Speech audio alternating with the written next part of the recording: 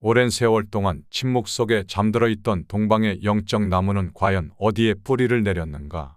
그 선택받은 나무는 땅 속에 뿌리를 내리지 않았고 하늘에 그 뿌리를 두었다. 이 나무는 나뭇잎 대신 구름을 피워 올리며 마침내 그 모습을 드러내는 날이 올 것이다. 반도에 깊이 숨겨진 상징적인 힘은 마침내 그 날개를 펼쳐 전 세계를 감쌀 것이며 붉은 거인과 늙은 뱀 사이에서 조용히 성장해 세상의 중심에 서게 될 것이다. 이 나무가 깨어나면 동방의 운명이 새로운 국면을 맞이할 것임을 경고하는 신호일지도 모른다. 북유럽의 신비로운 예언자 비에스토스 파브릭스는 19세기 말에서 20세기 초에 걸쳐 활동한 예언자로 그는 많은 이들에게 경외의 대상이 되었다. 그의 이름은 세계 역사에서 중요했던 사건들을 정확히 예언하면서 점차 알려지기 시작했다. 브릭스는 러시아의 서쪽 발트해 근처의 작은 나라에서 태어나 어린 시절부터 신비한 능력과 미래를 예지하는 능력을 가진 인물로 평가받았다. 그의 예언은 제1차 세계대전과 제2차 세계대전 그리고 그 종결까지 정확하게 맞추었으며 특히 독일의 몰락과 일본의 패망까지도 예언한 것으로 유명하다. 비에스토스 파브릭스는 1866년 에스토니아의 작은 마을인 합살루에서 태어났다. 어린 시절 그는 가난한 환경 속에서 자랐으며 10대 무렵 가족들과 함께 라트비아로 이주하게 된다. 당시 라트비아의 수도 리가에서 그는 여러 가지 자비를 하며 가족의 생계를 돕는 한편 학문에 대한 열정을 놓지 않았다. 브릭스는 공사장 잡부로 시작해 광부로 일하며 어려운 환경에서도 자신의 미래를 개척해 나갔다.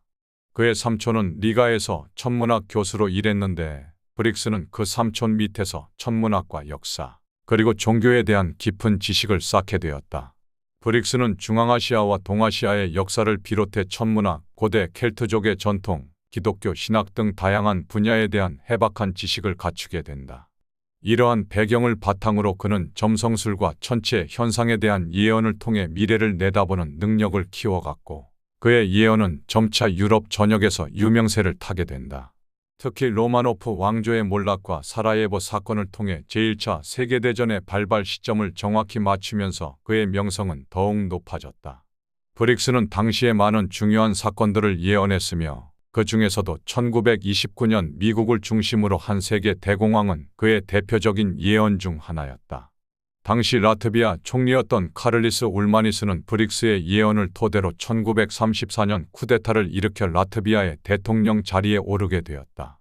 이러한 사건은 브릭스의 예언이 단순한 미래 예측을 넘어서 현실 정치에도 영향을 미쳤음을 보여주는 사례다. 브릭스는 중앙아시아와 동아시아의 미래에 대해 특히 많은 예언을 남겼다. 그는 21세기의 아시아에서 일어날 재앙과 변화에 대해 구체적인 내용을 예언했으며 이는 라트비아 합살루 외곽의 박물관에 실제 예언서로 보관되어 있다. 그의 예언에 따르면 동방의 한 섬나라에서 거대한 재앙이 발생할 것이며 이는 그 나라가 다른 민족을 억압한 대가로 신의 분노를 사기 때문이라고 경고했다. 이 재앙으로 인해 수많은 사람들이 죽고 모든 것이 불타 사라질 것이라고 했다. 브릭스의 이 예언은 1923년 일본에서 발생한 관동 대지진과 일치하는 것으로 보인다. 당시 도쿄와 그 일대는 유례없는 대지진에 휩싸였으며 이는 일본 근대사에서 가장 큰 자연재해로 기록되었다. 그러나 더욱 큰 비극은 지진 이후 벌어진 조선인 학살 사건이었다. 일본은 이 참혹한 자연재해를 정치적으로 이용하여 조선인들이 우물에 독을 풀었다는 거짓 소문을 퍼뜨렸고 수천 명의 무고한 조선인들이 일본인들에 의해 학살되었다. 브릭스는 일본이 이러한 악행을 저지르며 결국 그 죄로 인해 큰 벌을 받을 것이라고 예언했다. 그는 일본의 다이쇼 천황의 죽음과 새로운 왕의 즉위도 예언했다. 1926년 다이쇼 천황이 사망하고 같은 해 크리스마스에 쇼와 천황이 즉위하면서 새로운 시대가 열렸다. 쇼와 천황의 시대는 일본이 군사적으로 팽창하며 전 세계적으로 영향력을 행사했지만 결국 제2차 세계대전에서 미국에게 패망하고 몰락하게 되는 시대였다. 브릭스의 예언대로 쇼와 천황은 전쟁 후 허수아비 같은 존재로 전락하게 되었고 일본은 점차 경제적으로도 어려움을 겪게 되었다. 브릭스는 자신이 예언한 많은 사건들로 명성을 얻었지만 그는 이 명예를 누리지 않았다. 오히려 그는 라트비아를 떠나 스웨덴의 최북단 키루나로 운둔하여 마지막 여생을 보냈다. 그의 운둔 생활 중에도 그는 끊임없이 예언을 남겼으며 특히 아시아와 세계의 미래에 대한 기록을 남겼다. 그의 예언에 따르면 세계의 중심축은 서양에서 동양으로 옮겨갈 것이며 동아시아가 새로운 세계 질서의 중심에 서게 될 것이라고 했다. 브릭스는 또한 중국의 부상을 예견했다. 그는 붉은 거인이 깨어날 것이며 그 거인은 세상을 뒤흔들 만큼 강력한 존재가 될 것이라고 했다. 이 거인은 이마에 붉은 징표를 지니고 있으며 그 힘은 태산을 뽑을 정도로 강력할 것이라고 경고했다. 이 붉은 거인은 마치 중국의 부상을 상징하는 것처럼 보인다. 그러나 동시에 그는 일본을 늙은 뱀에 비유하며 일본이 쉽게 물러서지 않을 것이라고도 예언했다. 일본은 고대의 힘을 간직한 존재로 갑작스러운 전쟁이 일어날 수 있다고 경고했다. 그는 또한 늙은 뱀이 죽을 때 아시아에 큰 혼란이 올 것이라고 예언했다.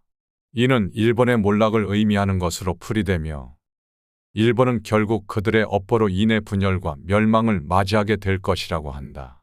브릭스의 예언은 한반도에 대해서도 언급하고 있다.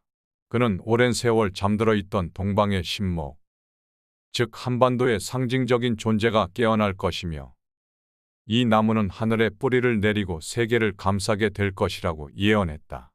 이는 한반도가 앞으로 세계 무대에서 중요한 역할을 하게 될 것임을 암시하는 예언으로 해석된다. 많은 예언 전문가들은 이 예언을 통해 한반도의 부흥을 기대하며 반도의 미래에 대한 단서로 북유럽의 예언자 비에스토스 파브릭스는 21세기의 동아시아가 세계의 중심으로 부상할 것이라고 예언했습니다. 그는 특히 선택받은 나무가 반도에서 자라나 전 세계를 덮을 것이라는 신비로운 메시지를 남겼는데 이 예언은 많은 사람들이 한반도를 의미한다고 해석하고 있습니다. 그렇다면 브릭스의 예언은 현대 한국의 상황과 어떻게 연결될 수 있을까요? 특히 2025년 푸른 뱀의 해로 접어드는 시점에서 우리는 어떤 변화를 준비해야 할까요?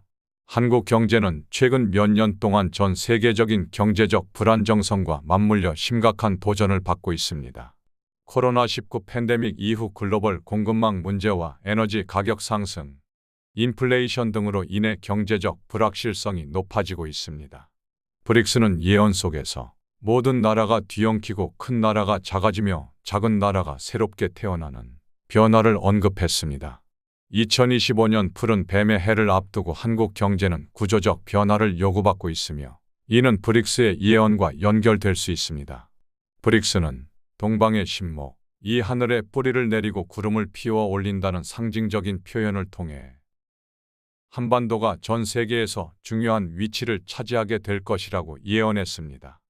이는 국제 정치에서 한국이 차지하는 새로운 역할을 암시하는 것일 수 있습니다. 한국은 최근 몇 년간 국제 정치 무대에서 점차 중요한 역할을 수행하고 있습니다.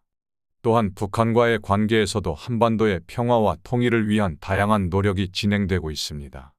이러한 가운데 브릭스의 예언은 한국이 선택받은 나무로서 세계의 중심에서 중요한 역할을 하게 될 것이라는 신호로 읽힐 수 있습니다. 브릭스는 동아시아에서 늙은 뱀이 몰락하고 새로운 변화가 올 것이라고 예언했습니다. 많은 예언 해석자들은 이 늙은 뱀을 일본어로 해석하지만 한편으로는 북한과의 관계에서도 중요한 변화가 일어날 수 있다는 관점을 고려할 수 있습니다. 최근 남북 관계는 다시 경색된 상태로 북한의 군사적 위협과 핵 문제는 여전히 해결되지 않은 난제로 남아 있습니다. 그러나 브릭스가 예언한 늙은 뱀이 죽고 나면 아시아가 크게 혼란스러워질 것이라는 구절은 북한 체제의 변화나 남북 통일과 같은 사건을 암시할 수도 있습니다. 북한 체제의 불안정성과 국제적 제재로 인해 북한 내부에서도 변화의 징조가 나타나고 있으며 이러한 변화가 한반도 전체에 어떤 영향을 미칠지에 대한 기대와 우려가 동시에 존재합니다. 브릭스는 하늘에 뿌리를 둔 나무가 전 세계를 덮을 것이라는 상징적인 예언을 남겼습니다. 이는 단지 정치적 변화뿐만 아니라 한국의 과학기술적 발전이 전 세계에 미칠 영향력으로 해석될 수도 있습니다. 한국은 IT, 반도체, AI, 그리고 바이오 기술 등 첨단 산업에서 세계를 선도하고 있습니다. 특히 삼성, SK하이닉스 등 반도체 산업은 세계 경제에서 중요한 역할을 하고 있으며 5G 통신망 구축과 인공지능 기술도 빠르게 발전하고 있습니다. 이러한 과학기술적 발전은 한국이 글로벌 리더로 자리 잡게 하는 중요한 요소가 될 것이며 이는 브릭스의 예언에서 말하는 하늘에 뿌리를 둔 나무가 현실화되는 과정일 수 있습니다. 브릭스의 예언에서 언급된 푸른 뱀은 많은 사람들이 2025년을 의미한다고 해석하고 있습니다. 푸른 뱀의 해는 브릭스의 예언 속에서 한반도와 아시아의 큰 변화가 일어날 중요한 시점으로 강조되었습니다. 과연 이 예언이 현실화될 수 있을까요? 2025년은 이미 많은 전문가들이 주목하고 있는 해입니다. 한국은 빠르게 변화하는 세계 속에서 경제적, 정치적 그리고 사회적 도전에 직면하고 있으며 이에 대한 대응이 필요한 시점입니다. 동시에 한반도를 둘러싼 국제 관계에서도 중요한 변화가 예상되고 있습니다. 푸른 뱀의 해가 다가옴에 따라 브릭스의 예언이 현대의 변화와 어떻게 맞물려 돌아갈지, 그리고 한국이 그 중심에서 어떤 역할을 하게 될지는 주목할 만한 주제입니다. 비에스토스 파브릭스의 예언은 단순한 과거의 예언을 넘어 현재 한국의 상황과 미래를 생각해 볼 수 있는 중요한 시사점을 제공합니다. 그의 예언이 2025년을 전후로 실현될지에 대한 확신은 없지만 한 가지 분명한 것은 한국이 점차적으로 세계 무대에서 더 큰 역할을 수행하게 될 것이라는 점입니다. 경제적, 정치적, 과학기술적 변화와 함께 한국은 선택받은 나무로서 세계 속에서 중요한 위치를 차지하게 될 것인지, 그리고 우리는 그 변화의 중심에 서 있는지를 고민할 때입니다. 구독과 좋아요, 댓글 부탁드립니다. 미스터리 탑이었습니다.